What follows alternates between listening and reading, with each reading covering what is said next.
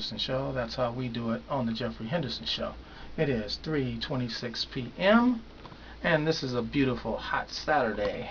Man, it is really hot. And we're here with April on today, and we're excited about her. And we're going into deep details about how it is to own and have and establish your own business. Yes. And she wears a lot of different hats, and she's explaining her process and her journey on how she got there in the last 4 years. Not only that, but just life itself and life in general. You know, it's just sometimes complex in its ways. You know? It is. And sometimes it's just that way. But we overcome it by just sticking with it. You know, that's what life is all about. You have to. You have to like stick with what you're doing. You have to.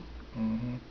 That's what it's all about. So, okay, so we touched on that. Let's talk about modeling. Let's talk about your modeling, and let's talk about some of the clothes that the models wear of yours. They mostly wear. I've worked a little bit with John Casablanca, and a lot of the models there wore a lot of my 2011 shirts collection, and now a lot of them are wearing my gowns, which are not with John Casablanca. That's with the local modeling agency. It's not with John Casablanca, and they model different gowns for different designers, and I'm one of them. That's nice. That's nice. Yeah. So tell me something about some of your designs on some of the gowns that you make. Bridal gowns, evening wear, just elegant wear. Prom, did a lot of prom last year. I think I did that more than bridal, actually. Yeah. But it's mostly bridal for me, and so many people just get married, huh? Yeah, and you'd be surprised how big it is once you're in the business. It doesn't look like it from. I remember before I started doing it, it just looked like weddings are seasonal, and they are. But when you're actually in it, you'll be surprised the calls you get on a daily basis for a bridal gown. So what type of calls do you get? How many of those gowns do you get like within a month's time? In a month's time? Oh, wow. In a week I can get 30, and in a month, well over 100 and something. Wow. Yeah, it doubles. And right now I have a couple of stores that are, it doubles, so I have a couple of stores that are actually carrying the lines for me until I get a actual local boutique in the area. They're carrying those particular bridal gowns. Now I do have my own designer boutique, but it's the Shaniera Fashions. It's particularly for the fashion. Yeah, I was going to say that because it'd be hard for you to keep up with the demand. Especially all in one store. Yeah, that's what I'm saying. So I found it was challenging. That's when I went on the search for finding some local help. And it was so many calls came through for all of the local boutiques to carry them. So that was a blessing. It didn't take long at all. Wow. So what did you tell them? What was the conversation that you had? Did you tell them that you had an overflow of business, that you needed some help on trying to facilitate the business need? Right. I kind of explained to them that I was a local designer in the area, and told them a little bit about me as a designer and my company, and explained to them a little bit about the type of gowns that I distribute. And they was more than interested in helping. One lady actually wanted to put it on a 60-day trial basis. And that trial basis led to me and her today having a 2-year relationship. So that's where it works. That's where it works. She gave me a trial basis first to see if they would sell. And so when she found out that they start selling, then the business relationship just kept going. Yes. Oh, that's good. Yes. That's good. So how about all the different fabrics and stuff like that? I mean, each dress, depending on the size of the woman, would take on a certain amount of fabric. How does that work out? That has its challenges. Yeah, that's what I'm saying. Like if it's a really long gown, I mean, some of these women, they want gowns that's real long. You know, they hit the floor and then they go down. And believe it or not, you can't please them all. You're trying to, and you do manage to please them at some point. Mm-hmm. But it's out there a lot of trial and error, taking the dress back down, changing it, Mm-hmm. altering it, just really making it fit to what her vision is. Yeah. Did you ever have somebody just say, you know what, this is nice, but it just wasn't what I was expecting, and I wish you All could the like time. redo it a little bit for me to Yes. my expectations. Yes. I've had that. I've lost weight. I've gained weight. If it's not gonna work, I need another one. I Yeah. need to go. It's a lot. It changes all the time. So how do you fluctuate with the pricing when that happens? Pricing, I You- don't usually change it based on their altering the size.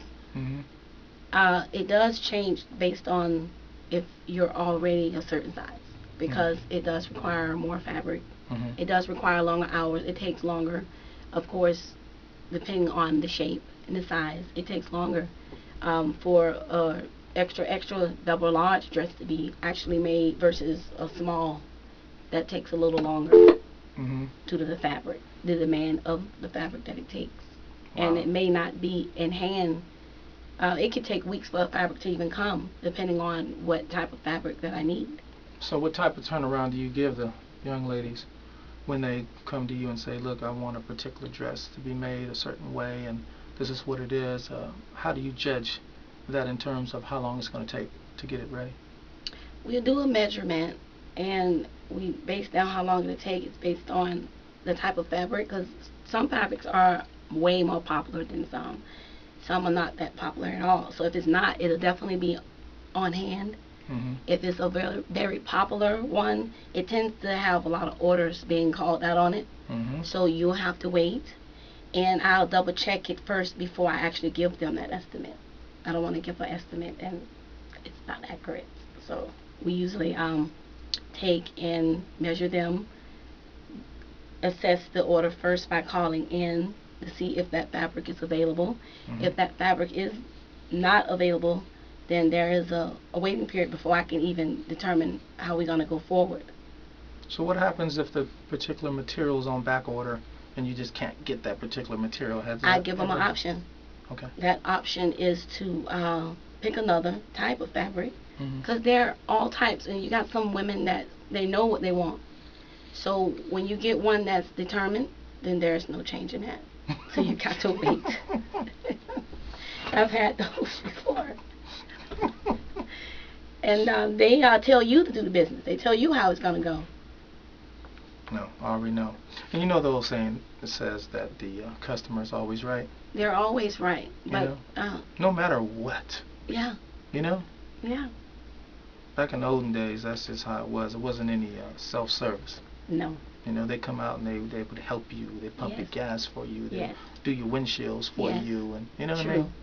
Very true. It wasn't like it is the modernistic way today, where you got to do everything yourself. Yes. They even didn't have women's liberation, but I'm going to leave that alone. No. I don't think women was even working. If you go way back, a lot of women couldn't work. See, all the women were at home. You know what I mean? Yeah. And the guys were out there with the jobs. That's right.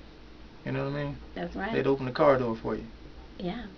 So now you open your own car door for you and some. You know how it go. Yeah, I do. That's how life is. We're just saying the difference between what used to be and what is today. That's all. That's the point we're trying to make here. You know, same thing with business. You have to be innovative. You have to keep changing to keep up with times, because if you stay in the same place, you will be in the same place. Exactly. So that's what I'm just trying Something to has to change in order for you to see any results. Mm-hmm. I mean, it's just that simple. Right, right. So how does that work for you when you have to change the different patterns on what you're making? It works. To be competitive with what's going on in the market. You have to constantly change in order to be competitive in the market. Fashion is one of those things that fashion stays the same, but the style itself changes. Mm-hmm. Like what? All the time. Mm-hmm. You know, it's always a spinning cycle. One style might not be out for 5 years, and 10 years later, there it go again. It came back out. Yeah, does any of the dresses ever go out of style and then come back? Yes. The dresses go out of style and come back. Wow. All the time. Man. So that's just a hard business to be in, isn't it? It's challenging. It's hard. It's fun, though. You have to really love this business, huh? Yes, it's fun. I'm not gonna say it's really hard. It's hard. It's dedication, but it's fun. It's exciting. It's a world of its own. Mm-hmm. Fashion is a world of its own. It's nothing like the everyday world. It's a challenge. So if you had to start all over again, how would you do it? Would you do it the same way, or would you change some things? I would definitely change. I would definitely plan a lot further out than I did. Mm-hmm. Planning is so much a key in a business. I mean, you have to have a plan, a strategy, Mm-hmm. and you definitely have to have a vision. And how do you stay on top